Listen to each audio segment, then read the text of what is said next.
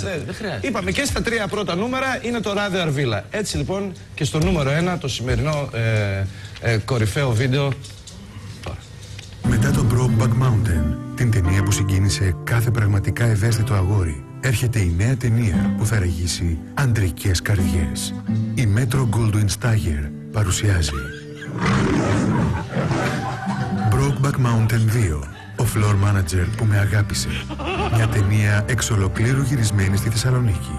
Αντώνης, πετυχημένος παρουσιαστής εκπομπής. Ράδιο Αρβίλα, καθημερινές 11 το βράδυ στον Αντένα. Κωστάκης, ο απόλυτος floor manager με δικό του ΙΕΚ. Γεννήθηκαν αγόρια, αλλά η μοίρα είχε άλλα σχέδια για αυτούς.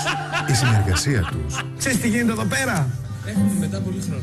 Στο Ράδιο Αρβίλα, καθημερινές 11 το βράδυ στον Αντένα, γέννησε έναν φλογερό έρωτα. Έναν έρωτα καλά κρυμμένο πίσω από δίθεν straight συμπεριφορές. Είμαστε εδώ μέσα, αν εξαιρέσουμε την Ευγενία και την Νικολέτα, 10 άντρες. Και μπόλικη βαρβατήλα. Ποιοι προτιμάνε το στήθος να σηκώσουν τα χέρια?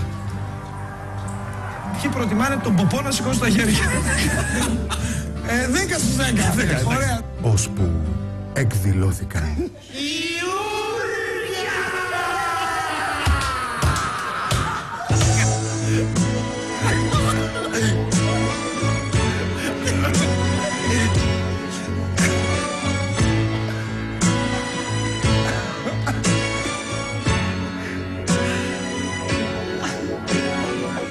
Ποιος μπορεί να αντισταθεί σε αυτά που προστάζει η καρδιά?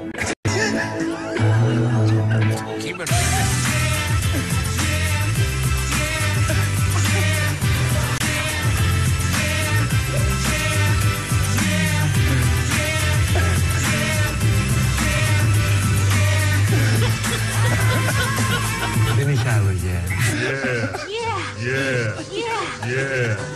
Η κοινωνία τους κατακρίνει. Σταματήστε βρε, λίγοι άντρες μείνατε. Μη μας το χαλάτε, Αντώνη και Κωστάκη. Έλεος. Αλλά αυτοί το χαβά τους.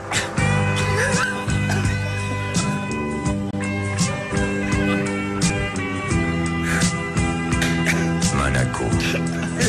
Θα αντέξουν την κατακραυγή ή θα λυγίσουν κάτω από την πίεση της πουριτανικής ελληνικής νοοτροπίας? Δεν υπάρχει πιο άγριο αγόρι από τον Κώστα. Τον floor manager, το ράδιο Αρβίλα που κάνει φυλάκια με το κανάκι. Η συνέχεια στις οθόνες σας. Brokeback Mountain 2, ο floor manager που με αγάπησε.